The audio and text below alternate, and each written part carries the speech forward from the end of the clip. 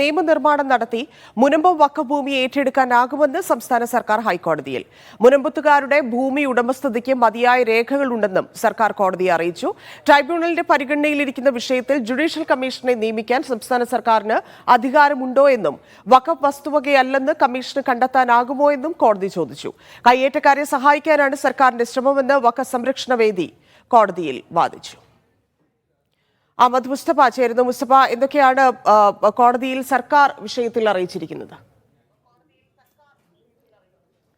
ദിവ്യ, കഴിഞ്ഞ ദിവസം തന്നെ ഈ വഖഫ് വിഷയവുമായി ബന്ധപ്പെട്ട് കോടതി സർക്കാരിനോട് ചില സുപ്രധാന ചോദ്യങ്ങൾ ചോദിച്ചിരുന്നു. ഇന്നും സമാനമായ ചോദ്യങ്ങൾ കോടതി ആവർത്തിക്കുകയും അതോടൊപ്പം തന്നെ വിശദമായ വാദം കോടതിയിൽ നടക്കുകയും ചെയ്തു. പ്രധാനപ്പെട്ട ചില കാര്യങ്ങൾ സർക്കാർ ഇന്ന് കോടതിയിൽ അറിയിച്ചത് ഈ വിഷയവുമായി ബന്ധപ്പെട്ട് ഇതൊരു ലാൻഡ് വിഷയവുമായി ബന്ധപ്പെട്ട ഒരു പ്രശ്നം പഠിക്കുന്നതിന് വേണ്ടിയുള്ളൊരു എൻക്വയറി കമ്മിറ്റിയാണ് എന്നതുൾപ്പെടെയുള്ള സത്യവാങ്മൂലം കഴിഞ്ഞ ദിവസം നാം നൽകുകയും ചെയ്തിരുന്നു. അതിനെ ചൂടുപിടിപ്പിച്ച് ഇന്ന് സർക്കാർ വാദിച്ച പ്രധാനപ്പെട്ട ചില കാര്യങ്ങൾ, ഈ സാധാരണഗതിയിൽ ഇത്തരത്തിലുള്ള ഭൂവിഷയങ്ങൾ ഉണ്ടാകുമ്പോൾ അത് പഠിക്കാൻ ഒരു കമ്മീഷനെ വെക്കുക സ്വാഭാവികമാണ്. അത് സംസ്ഥാനത്തിൻ്റെ പരിധിയിൽപ്പെടുന്ന വിഷയം കൂടിയാണ്. ഒപ്പം തന്നെ സർക്കാർ ചില സുപ്രധാനമായ കാര്യങ്ങൾ കൂടി വാദിച്ചു. അതായത് ഒരു ഭൂമി സംബന്ധിച്ച ഒരു പ്രശ്നമുണ്ടെങ്കിൽ അല്ലെങ്കിൽ ഏതെങ്കിലും ഒരു പൊതു താല്പര്യത്തിന് വേണ്ടി ആ ഭൂമി ഏറ്റെടുക്കണമെങ്കിൽ അതുമായി ബന്ധപ്പെട്ട് സർക്കാരിന് പ്രത്യേക നിയമനിർമ്മാണം നടത്തി ആ ഭൂമി ഏറ്റെടുക്കാൻ കഴിയുമെന്ന് സർക്കാർ അഡ്വക്കേറ്റ് ജനറൽ ഇന്ന് കോടതിയിൽ വാദിക്കുകയും ചെയ്തു. പക്ഷേ അപ്പോഴും സർക്കാരിനോട് കോടതി ചില ചോദ്യങ്ങൾ ചോദിക്കുന്നുണ്ട്. ഒരു വഖഫ് ഭൂമിയാണെന്ന് നേരത്തെ ഹൈക്കോടതി കണ്ടെത്തിയ ഒരു വിഷയത്തിൽ വീണ്ടും തീർപ്പ് കൽപ്പിക്കാതെ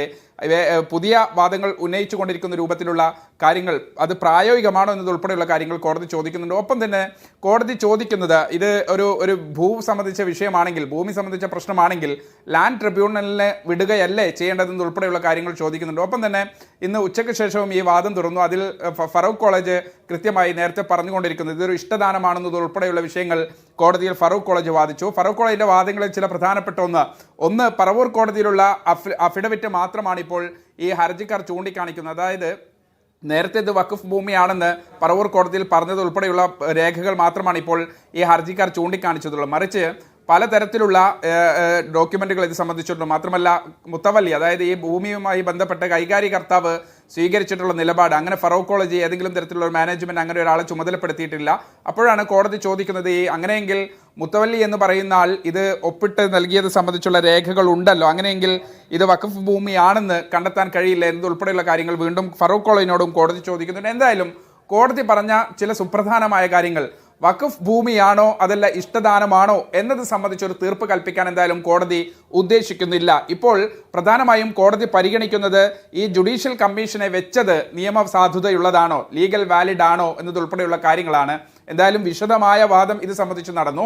ഹർജിക്കാരുടെ വാദം നടന്നു, സർക്കാരിന്റെ മറുപടി സത്യവാങ്മൂലത്തിലുള്ള വിശദമായ വാദം നടന്നു, ഒപ്പം തന്നെ ഫറൂഖ് കോളേജിന്റെ വാദം നടന്നു. ഇതെല്ലാം കേട്ടിട്ടുണ്ട്. ഇനിയും ചില ഇംപ്ലീഡ്മെന്റ് പെറ്റീഷൻ കോടതിയുടെ മുമ്പിലുണ്ട്. എന്തായാലും വ്യാഴാഴ്ച ഈ ഹർജി വീണ്ടും പരിഗണിക്കുന്നുണ്ട്. ഒപ്പം തന്നെ ഇതിനോട് ചേർത്ത് പറയാവുന്ന ചില കാര്യങ്ങൾ, ഈ വിഷയത്തിൽ ഇതിന്റെ മെറിറ്റിലേക്ക് കോടതി കടക്കുന്നില്ല എന്ന് മാത്രമാണ്.